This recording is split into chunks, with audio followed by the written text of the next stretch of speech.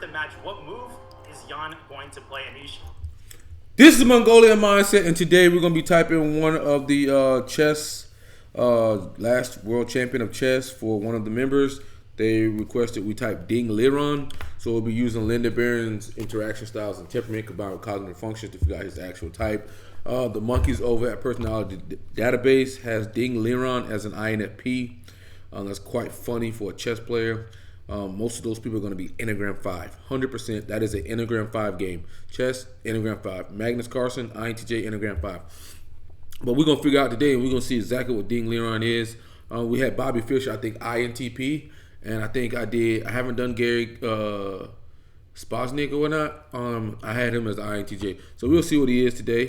Comment below what you think his type is. And we are still doing the free typing sessions. All you have to do is join our Facebook group and subscribe, join our Facebook group, and message Cody, and he'll get that situated for you.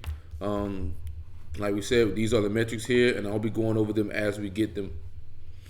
Okay, I'll be breaking them down as we get them, okay? So let's go ahead and get into this. And like we said, comment below what you think his type is. Is he an INFP, chess champion? Really? Is he breaking the mold? I highly fucking doubt it. World chess champion Ding Liren with us. Thank you so much for your time. Ding, your journey to the World Championship title was very eventful. You entered the candidates at the last moment, you finished second, but nevertheless, you had a chance to play this match. Then you were behind the scoreboard 3 times. Do you believe in destiny? Well, I don't even want to say nothing. He already coming off responding. Like, stop playing with me. Let's see. You mean everything determines? I haven't think about this question seriously. I know Grisha once said. Okay, so I'm gonna give you guys a little tip out here. Okay, this is the thing that I've noticed with some people, and this will help majority of the time when you're trying to figure out someone is informative versus direct. But generally, are they speaking and it seems like they're trying to talk away from the mic or something? Like if there's an invisible microphone in front of their face, are they trying to talk away from the microphone? Like whenever they're talking, like they're talking, but it seems like they're just trying to talk away from the microphone. Direct people kind of like speaking to it, while informed people kind of like, you see how he's talking? We'll go back and just listen to how he talks. It seems like he's trying to avoid the microphone, like he's talking over here. The microphone's right here. It's like, bro, get into the fucking microphone. I know Grisha once said something See? like, there's no way to change the character or something like this. Well, it's very hard to say. Yeah. Right. Seems very uncomfortable. Like he's already coming off responding and informative, okay? And with that being said, if we hit him for both of those right now, we're not going to hit him exactly for him right now.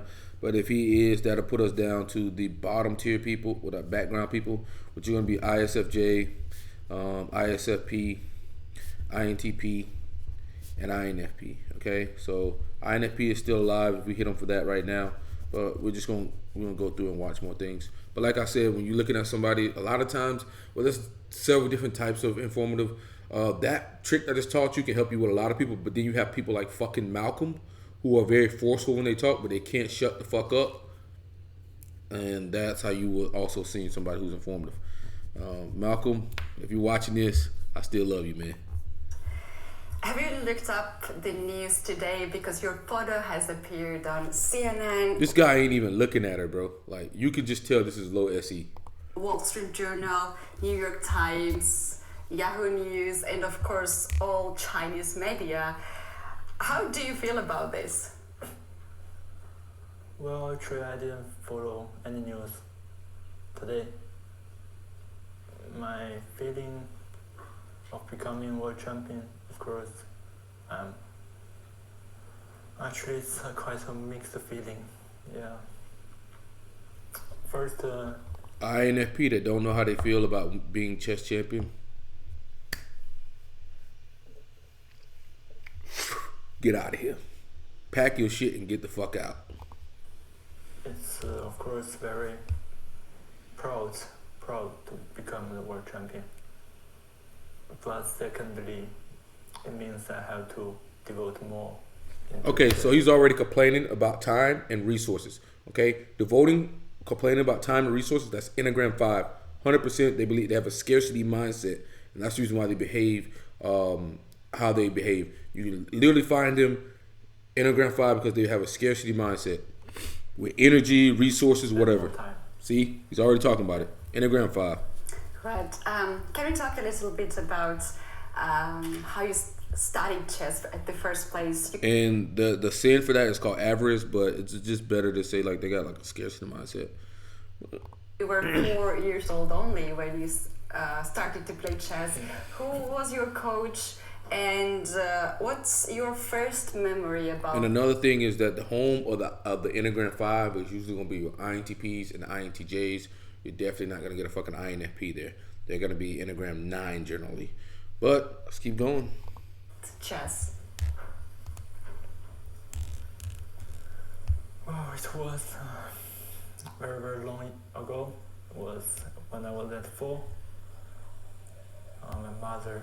I heard that my mother sent me to the, I forgot if it's a local chess club, not chess club, local chess association, to study chess. And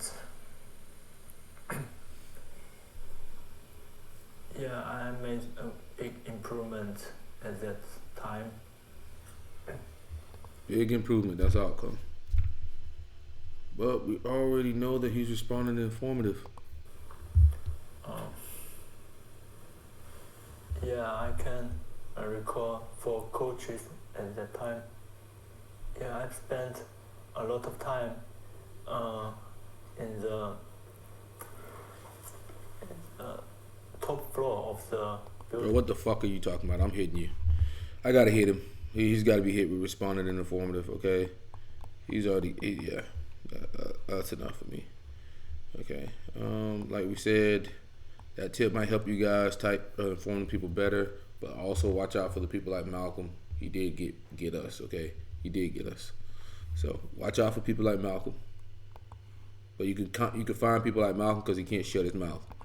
The jungian room, and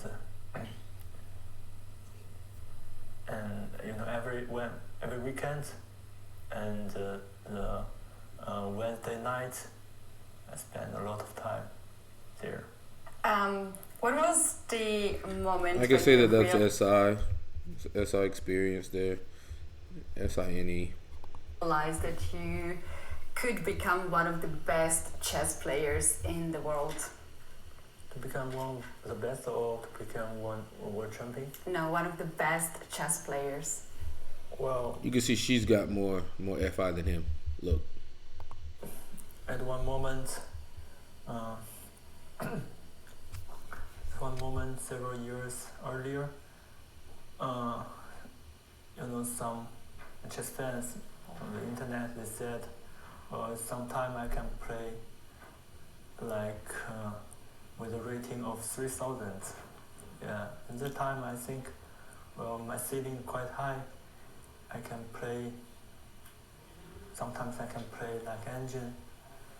At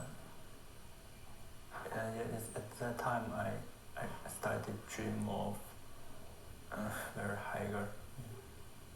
Right. Was there any moments during your chess career when you thought about giving up chess? Yeah, there are sometimes. Just before this match, I also thought about if I lose the match, I may quit the chess after this year.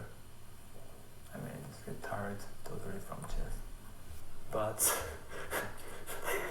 things went differently, the other direction. Life is so strange. There are 2 different ways. Wait, go back. Did you say life's so stressful? Life is so strange. Strange, okay. There are 2 different ways, and in the end, 2 different ways. That's any. Decided in the last minutes. Ding, what was the best piece of advice before the match you got, perhaps from coach, maybe family member, maybe from your friend? Because at the press conferences very often you mentioned about your friends. Yeah, I mentioned many times about my friend. Well, my friend said to think the things from the positive sides. I think that's the best advice for me during this tournament. Right. What do you want to say about water? To have more water? It was my advice to drink more water while you feel nervous. What was the lowest point of the match for you? Well, I guess it was during the 7th and 8th games. The 7th game I spoke an advantage with black pieces in time trouble.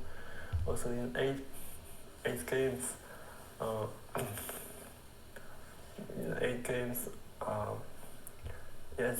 at one point I was nearly winning. I know I'm winning. I know he made a blunder by take my knight bishop. Yes. I know I'm winning, but at that point suddenly my motivation dropped. I'm not that eager to win, I can feel. I said maybe I was satisfied with the lose. It means... Tell me outcome again. This guy is something else. So, if you're looking back from the whole tournament, I can say this is the lower point with my spirits. Yeah. You said that becoming a world champion was not that important for you. How did you find the motivation for such demanding challenge? And as you mentioned that at some point during the match, you sort of lost the motivation. Yeah, the motivation they gave me by my friends, also Richard Rapport. He's there. He gave me many inspirations in the opening. Sometimes I thought, well, chess, there are so many openings have been analyzed, have been used, so it's quite boring to just follow the computer lines. I want to play something new, but I don't have this kind of creativity. So that's why I saw Richard Rapport is a very good player, to work with, because he has such interesting ideas all over the openings. Yeah, because maybe he thinks differently than me. Yeah, kind of the artist characters, not like me. I think maybe sometimes I think like a philosopher. And maybe I think like a philosopher. yeah, I think our cooperation at least are quite happy. Yeah. Even sometimes I played worse. I didn't play so well in the opening he provided to me. You can see in the second one, and also the idea, very powerful idea, cannonball idea. UK2, I didn't throw the win. I missed the win, but when I analyze it when training the lines, we really enjoyed the games, the training method. Right. At one of the first press conferences, you mentioned that you enjoy very much to listen music with Richard, and you specifically mentioned this rock 18th. Can you tell us if there is one song that you were listening during the match, which was very, very touching for you? Well, the toughest is Blowing in the Wind. You know the story about a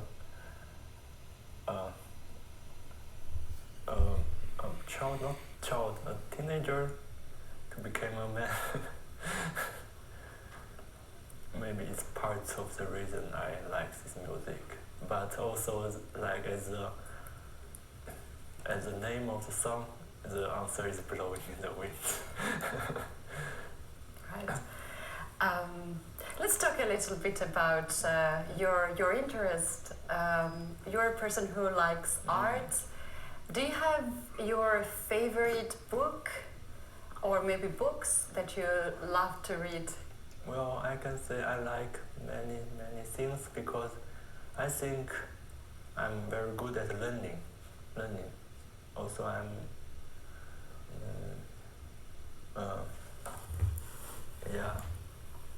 that's why sometimes I think myself as still a student, still want to try something new, to learn something new in chess. For the hobby, book and movies, it's very hard to suggest one from. He can't suggest one. It's NE. Dude, he's NE and he's low FI. He's a fucking INTP. Like, but goddamn, we gotta draw this shit out. From many books I liked. Although now I didn't read novels too much.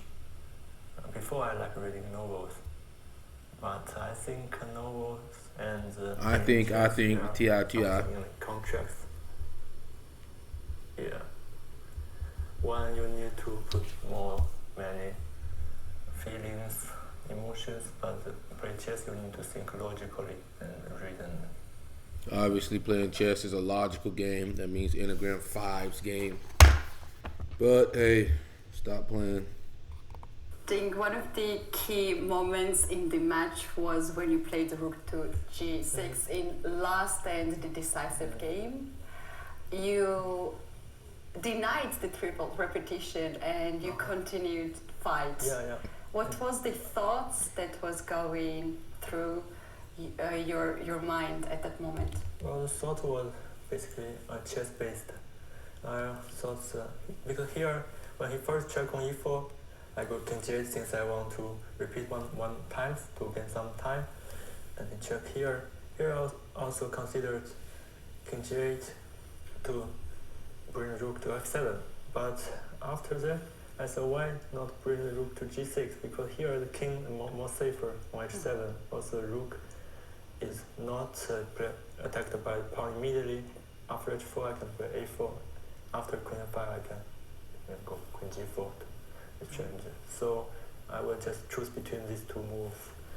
It's not about some psychological decision, it's only based on the correct. Alright, so it's very systematic there, okay? Very systematic. Obviously, chess is a systematic game. Like, come on. Position. And what are the other decisive moments in the match that you can share with us? I think what my thinking was irrational. Yeah. I don't know what I'm thinking about. I just stuck in time travel. Stuck, time travel, abstract. Okay. I waste a lot of time, times. Yeah. If I may ask you, have you watched the video of that moment? Mm-hmm. Have you watched this commentary that everybody was telling, play, ding, play, you have to make a move now? Mm-hmm. Have you watched that video? I remember I might watched. I remember somebody said, yes, I have to make a move to play, yeah. But at the point, I didn't feel the importance to play the moves. Maybe at that point I didn't have this kind of winning or lose, this feeling of winning and lose. I'm so focused on the game, and after the game I said to my friends, at that point I just try to find the best move in the position. Best move in the position, systematic, and as an outcome.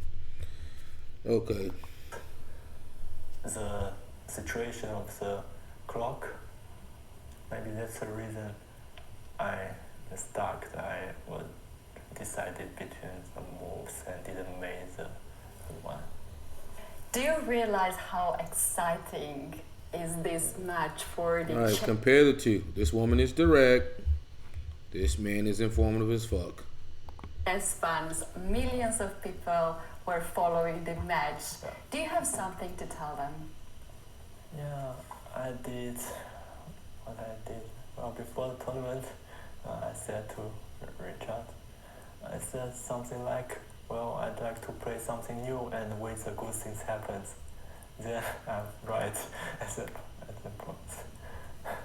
Actually, I play something new, and in the end, the good things really happens.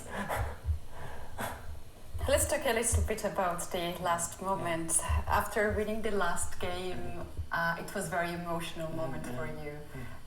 You took some moment to go to your rest lounge.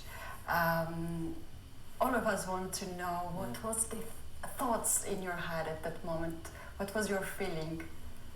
Well, actually, I cried in the my restroom. I cannot control my emotion at the point. And I know myself. Just before tournament, I have told somebody that if I win, I will cry. Well, it's first the difficulties of myself to overcome so much difficulties. Overcome this SI. Well, that's just basically what I thought. Overcome difficulty, this SI. Just after the presentation. Right. And Ding, would you say that this was the happiest moment in your life? No, maybe not the heart, but it's quite a relief. I remember when a movie of Woody Allen, he said something like, it's not enough to say I love you. He says something like I love you. So happy is a word like love. Maybe it's cannot fully describe my feeling at that point. It's more than happy. From the hiker says, I don't know what can be done. Would you prefer to defend your world champion title against Magnus Carlsen? Yeah. Or maybe some youngsters like Firuza, Abdusattorov, Gukesh? Yeah, I'm willing to take any challenge now. Thank you so much for your time, for your answers. Yeah. And congratulations. Yeah, I think I did a good job. Yeah. Okay. Thank you. You did a good job. Thank you. Buddy is not here, okay? So he's INTP, man. He's INTP. He is responding. He's informative. He's TIFE. Okay. He's SINE. Dude his body language wasn't even facing her. Buddy didn't even look at her the whole time. Rarely did he look at her. He's outcome. He's prag. Obviously systematic and abstract, okay? He's Enneagram 5. So he's 5 Enneagram. That's gonna be INTP. I mean, I ain't trying to stereotype or be an asshole or anything, but like, bro, chess is a very systematic game. Like, that's Enneagram 5 game, 100%. I think he's most likely SP, prevalence.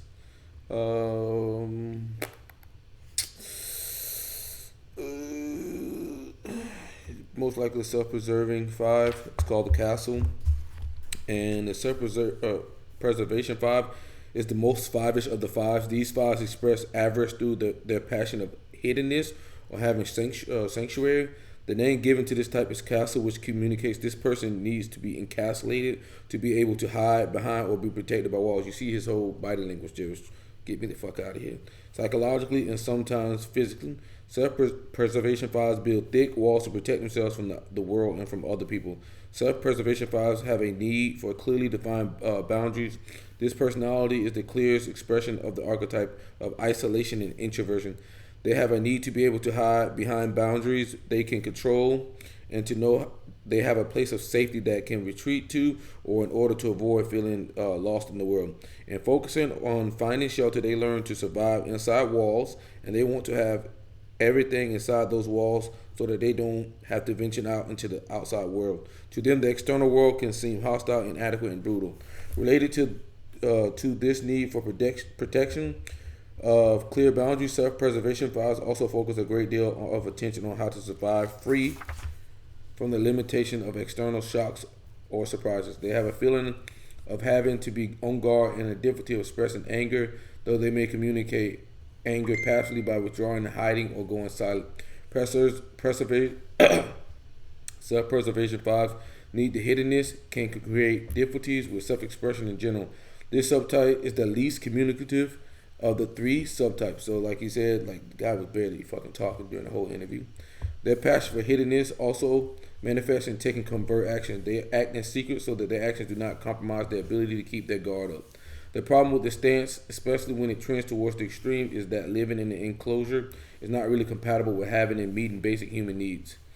This 5 is the most withdrawn of the 5s, and as a natural part of renouncing needs and wants, they try to get by on very little, especially when it comes to the emotional support that relationship provides. This 5 limits their needs and wants because they believe that every desire can open the door to becoming their own dependent on others. Desires then are either sublimated in specific interests or activities erased from consciousness. Self-preserving 5s live little, meaning they get by with very few resources, without amounts to living small or poorly. Yeah, when they talk about minimalist, that's usually gonna be 5s. Okay, you see somebody talking about minimalist stuff like that, that's gonna be generally a 5. No, this guy Liren is not a INFP. He is an INTP, and he is a 5 SP. Like they said, the most 5ish of the 5s. That's gonna be them. Yeah. So comment below what you thought his personality type was gonna be. I mean, it's kind of ridiculous. They thought him. I think what is it, Spas? What do they think, Spassi? I think they thought he was an INFP too. It's like, yo, what the fuck, bro?